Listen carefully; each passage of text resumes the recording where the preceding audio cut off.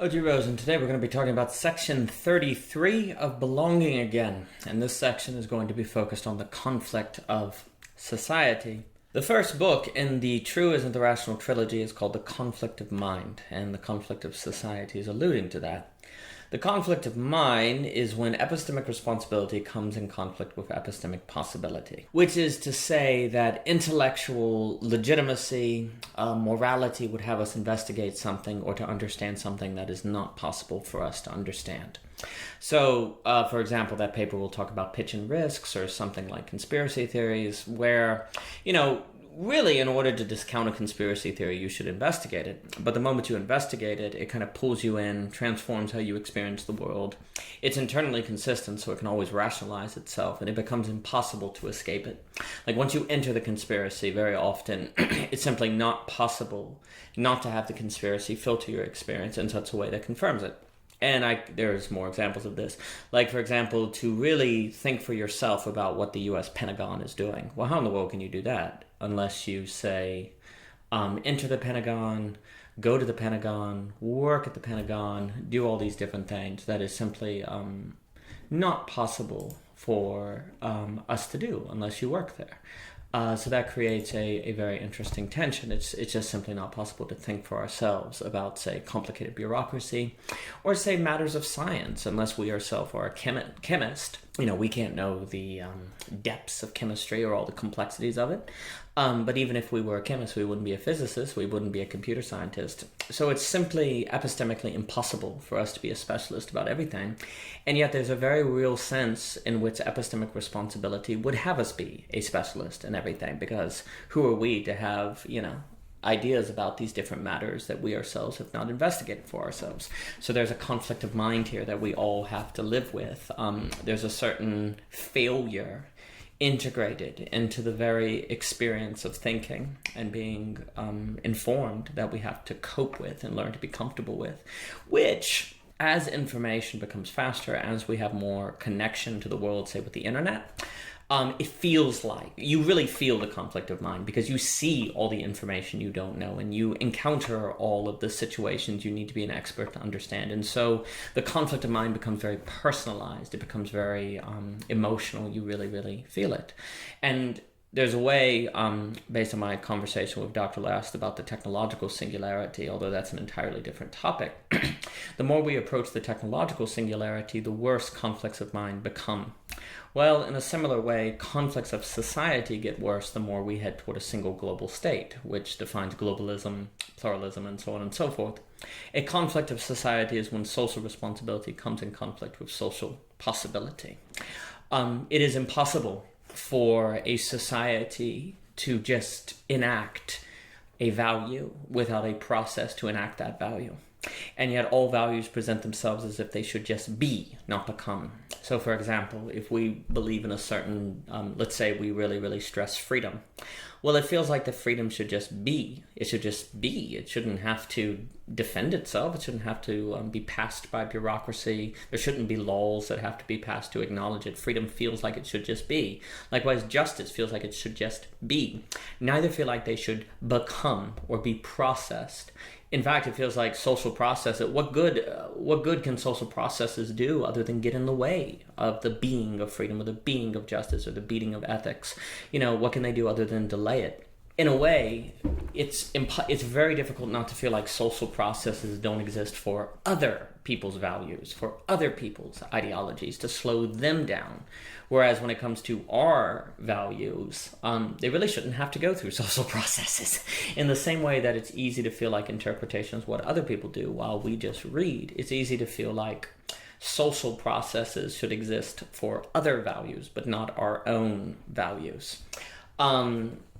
And so, if we come to power, if our party comes to power, if we gain power, it's very easy to feel like we should erase social processes so that our values can't lose power again, so that our values are codified and that they're permanent. But of course, that is a totalitarian regime. But all values bring with them an experience that they should just be, that there should be non-contingently. As in under no contingency. They shouldn't have to win elections.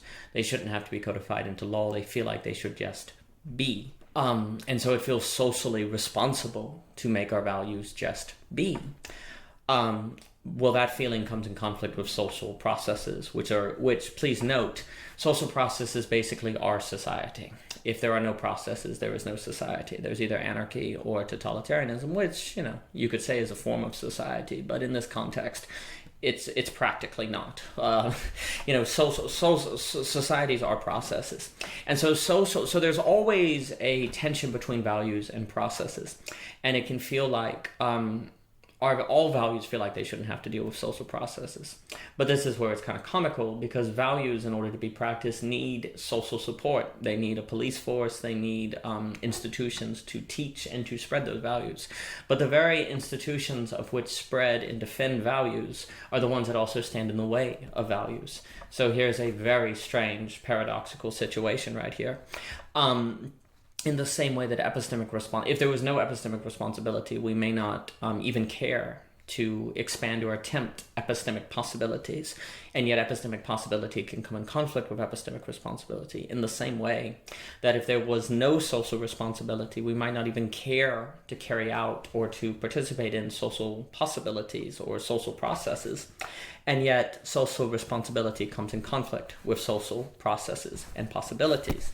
To connect this with the value circle, we learned in the last section that no values can be transcendentally grounded. Well, if some values could be transcendentally grounded, that might save us from the conflict of society, because you could clearly show that X were the values or was the value, and so it would feel justified and legitimate to conform the society around those values, because look, they're transcendentally grounded. And if Y also proved to be transcendentally grounded, it would be easier without existential anxiety to make space for Y, because both X and Y are transcendently grounded, and it would probably be easy to suppose that X and Y have something to do with one another.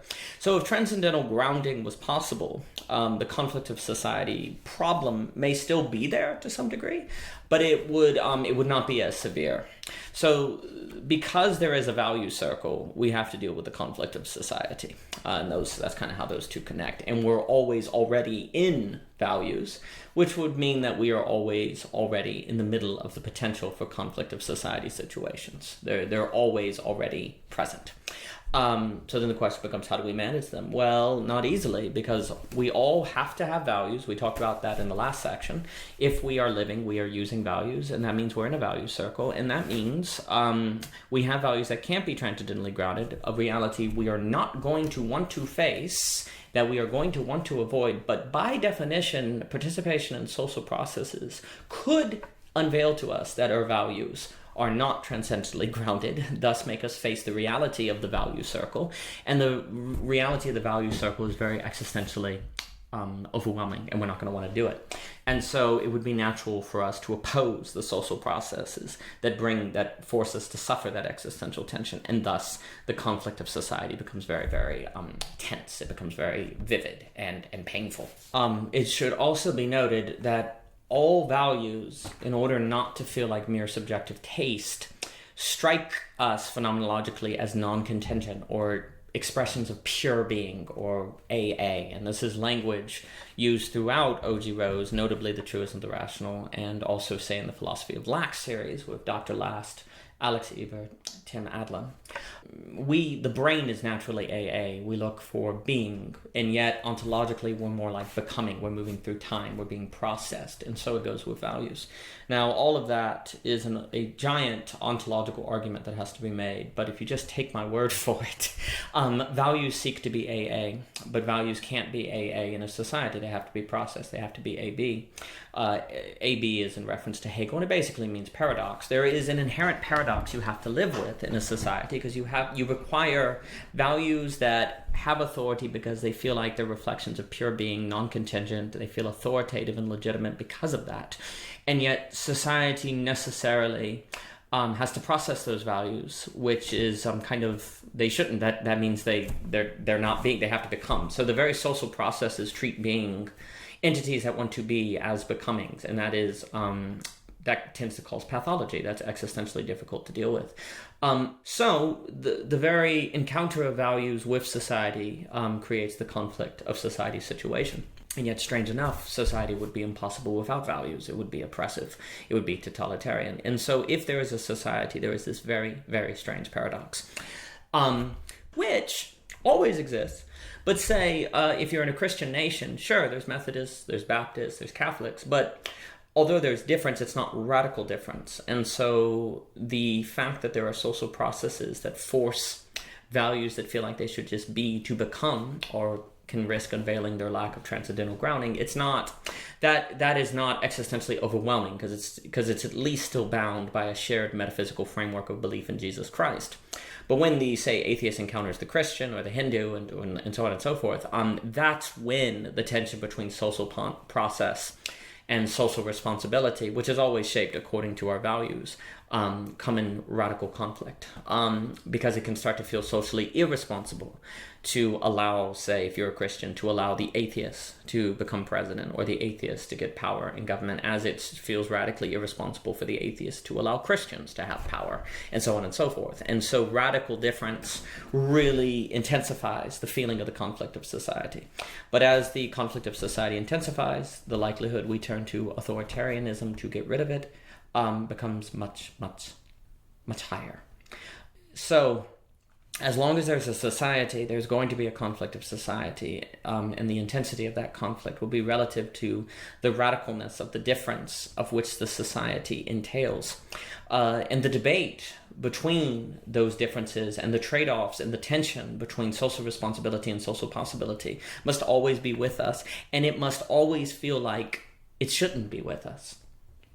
For more by O.G. Rose, please visit ogrose.com. You can find the whole playlist for Belonging Again on YouTube and the list of all the sections at Medium.